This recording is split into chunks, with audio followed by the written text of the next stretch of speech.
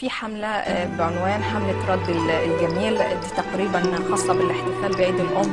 الحدث ده هيبقى جديد، يعني من نوع ان احنا هو بنشكر فيه الأم والأب، بس قصة كفاح. رد الجميل ده حدث او الفريد من نوعه، يعني اول مره نعمله ويمكن من اكبر احداثنا.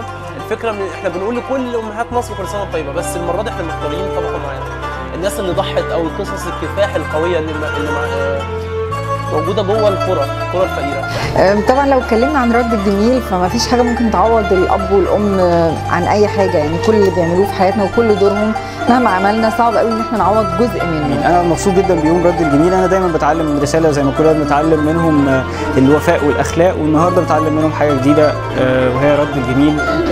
لما دعوني لحمله رد الجميل النهارده اكون موجود في الاحتفاليه دي، شدني جدا الاسم. حبيت فكره قيمه الوفاء بتاعه الشخص اللي ادالك جميل وانت بترده، فحبيت الفكره من قبل حتى ما اعرف هي بتتكلم عن ايه. انا سعيد جدا اني موجود مع جمعيه رساله في هذا اليوم الطيب الرائع الجميل اللي فيه روحانيه عاليه جدا، اللي فيه اهتمام بالامهات والمسنات.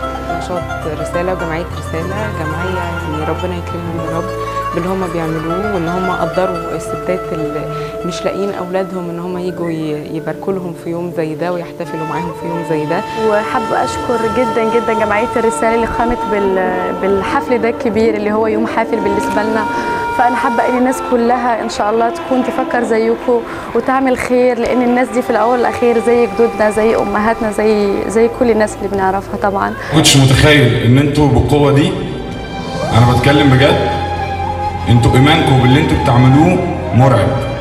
انا لما دخلت القاعه هنا اتخضيت من قوتكم.